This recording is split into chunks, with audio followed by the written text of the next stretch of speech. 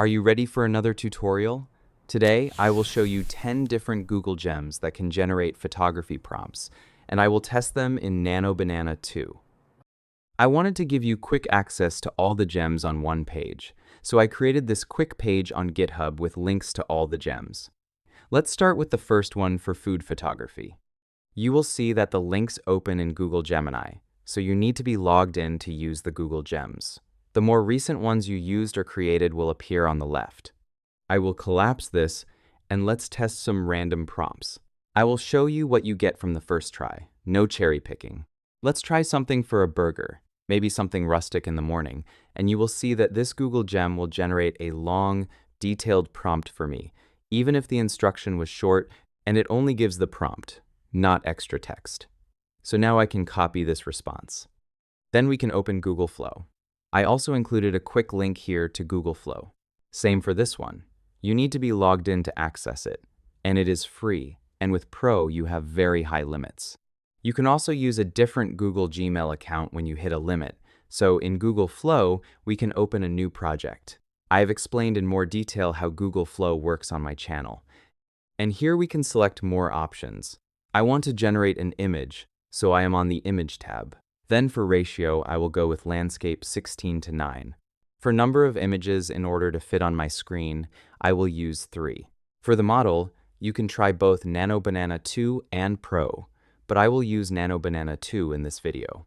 So now that is all set, let's paste that long prompt and use that arrow to generate the images. I will speed up the generation in video editing, but usually it generates in about half a minute. You can also use this button to reuse the prompt and generate again, so usually you can generate around 6 to 12 images at once. And the result is this one, a nice burger image that looks photorealistic, like typical food photography. If you are zoomed in on an image, you can use the right and left arrow keys on your keyboard to navigate to the next image. The results came out quite nice, and if you do not like it, you can go back to Google Gemini and say what to change. Maybe you do not want an egg and you want it to be a cheeseburger, and the AI will generate a new prompt adapted to what you asked. Let's copy this one, and I will test it in Google Flow. And the new generation now looks like this, with really nice texture and lighting. You can adjust the prompt how you want. I got really good results with this gem. Even though it says food photography, you can also get drinks. Maybe I want an exotic cocktail, with a palm tree blurred in the distance, and some nice turquoise water. Let's see what this prompt does. By the way, usually I test one prompt, then go back to Gemini, generate another one, and copy and paste that again, so I get multiple versions of different prompts faster.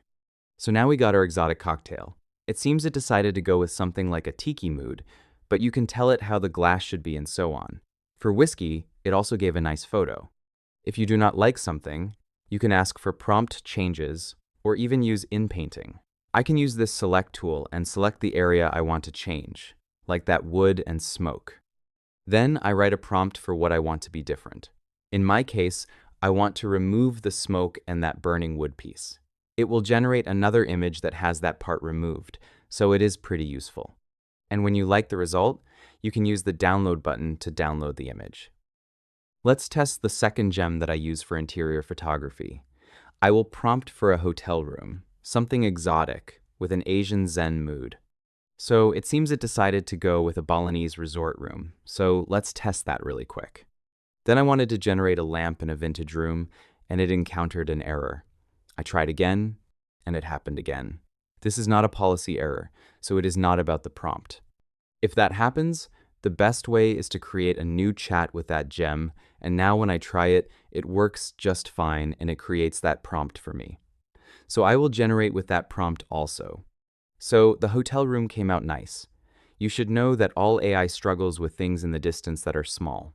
Usually close-up and macro come out nice, but some vegetation, small text, and other small details might not look so realistic and can have more mistakes. And for the lamp in the library, it also came out interesting. I like that mood and colors. So play around with it and see what you can create. For the third gem, I have macro photography. I have a Sony A6400 that I use to take real photos of flowers and insects, So I wanted to have something similar with AI also. So let's try a ladybug on a red flower. The gem is made to add all those extra details that we usually see in macro photography. So for the ladybug, you can see even the small imperfections and the hair on the legs and so on, and the images come out really nice, similar to real macro photos. You can try it for all kinds of subjects. Maybe I will do a vintage emerald ring now to see what I can get. And the result looks something like this. Try random objects and subjects to see what you can create. Let's move to the fourth gem, specialized in product photography. Here, you can test all kinds of products to get better images. Maybe a white leather purse, something cozy, and you can see how many details you get in the prompt.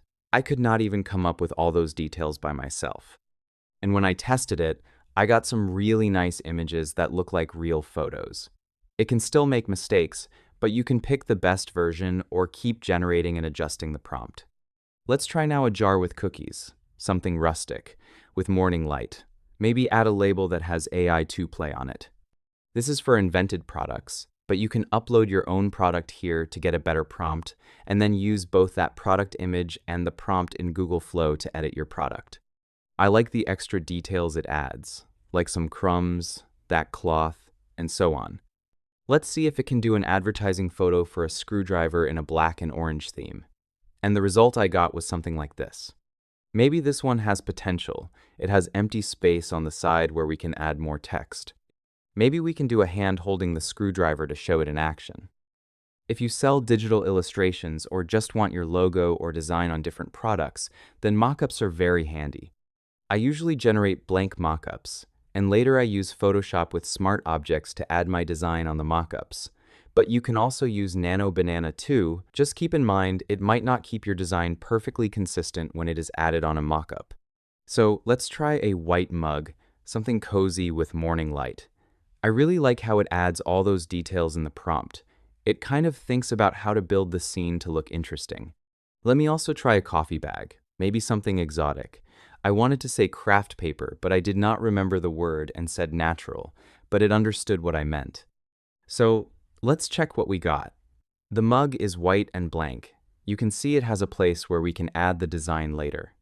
Same for the other mugs, so it is similar to what you usually see on Etsy shops for presentations. And for the coffee bag, it also did a nice job with that paper bag, added some coffee beans and leaves. Not sure what that salt is doing there, but you can ask it to remove it from the prompt.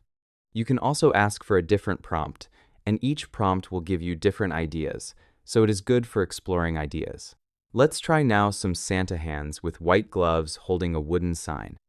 You will see in a minute how important the details are. Sometimes you can get away with short prompts and it knows what to do, but sometimes it can still mess things up. So for this one, it removed the head, so we have a Halloween Santa. We do have the blank sign, but it is not what I wanted. It is usable, but we can improve it. So let's go back to the gem. This time I will say front view so it shows the sign clearly, not from a point of view angle. Then Santa should have a red suit, maybe add a slightly visible white beard. Maybe the wooden sign is painted white and I want it more vintage. Let's check if this time it does a better job. Now I got something closer to what I wanted. We have the red suit, the beard is visible, the sign is white, so this is a good image for a mock-up. What do you think? Let me know in the comments your favorite gem. If you want artistic photos, something you can put on a wall, this still life photography gem might be something you want to try, and it can also be used as inspiration for photographers on how to compose a scene. Let's say you only have an apple and a rose and do not know how to take a photo to make it look interesting. From only those words, it created this long prompt idea, so I will test that. For the second idea, I want something like a rustic knife, maybe a pocket watch, and also bread and slices of bread. So let's test that prompt too, and we got our results. So that is our first try with still life photography. It looks quite nice. It is all about the light and how you place the objects. And for the bread, knife, and watch, it also has that nice rustic mood, almost like a painting, something you could have on a wall in a restaurant maybe, or you can use it on a website or a blog, maybe as a header, so it can be quite useful. Let me also try a vase of flowers, since those are quite popular in still life, but I want something more dark and dry, more dramatic this time. I am curious how it composes the prompt for this one, since, like I said, I try all these prompts as I record. I did not test them before.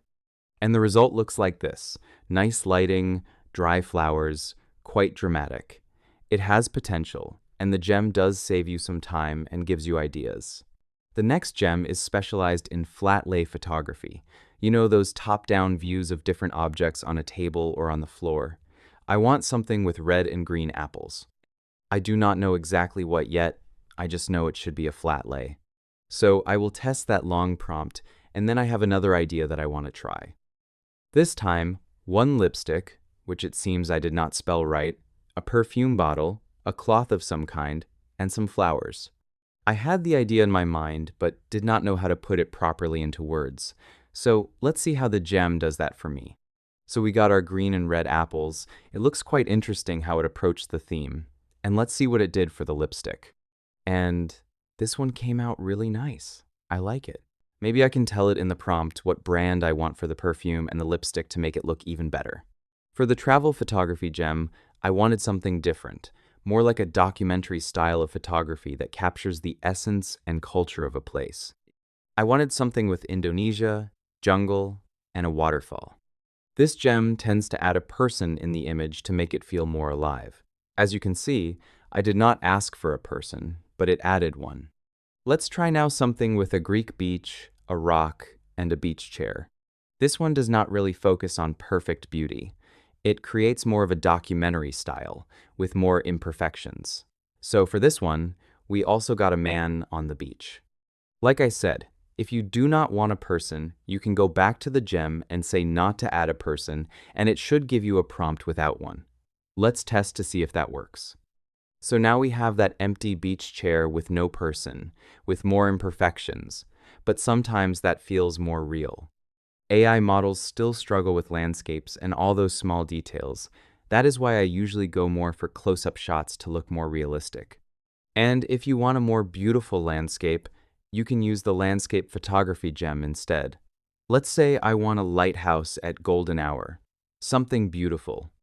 It seems it decided to go with a panoramic photo, but you can adjust the camera type or lens in the prompt. Let's also try something with palm trees, beautiful water, flowers, and make it exotic. The AI decided to go with a tropical lagoon for this prompt, so let's check the results. So we got a nice lighthouse at golden hour. It has good depth with foreground and background. And the same for the tropical lagoon, nice water and lighting. It looks like a great place for a vacation. And the last one, I usually use it for cinematic images, like those you use to create videos with AI to make them look more cinematic. So let's test it. I want a portrait of a pirate man. Keep in mind that for some subjects, if it is too old or too futuristic, it might generate an illustration style instead of a photo, but we will see. For the second idea, I want a tiger chasing a woman warrior in the jungle, an action scene. Let's check what we got. So this is the pirate. It has that cinematic mood and colors like we see in movies. It is not bad, but it could be better. And for the tiger and the woman, it has nice color and action, but it is still missing realism. This happens when you try to do things that are more fantasy or surreal, probably because many of the training images for fantasy or surreal content were edited or manipulated and look less realistic. Let me show you what happens when I say I want a futuristic woman holding a sign. Even if the prompt says it is a photo and includes camera and lens details, for some reason AI still makes it look like an illustration. Sometimes you can fix this a bit if you do not say it is a futuristic woman. It may turn into something like cosplay, where it is a real person dressed like that character, but photographed in a present-day environment. So this example has a bit more realism, but it is still not quite there. I was able to guide the AI better by changing the prompt to something like photo of a woman styled as a dedicated cosplay enthusiast embodying a futuristic warrior, and now the result looks much more realistic. So it is not always just prompt and done. Sometimes you still need to guide it to get more realistic results. Thank you to everyone who subscribed to the membership and supports my work. Special thanks to Thomas Brown. Leave a like and a comment if you found something useful. It helps with the YouTube algorithm. Have a great day.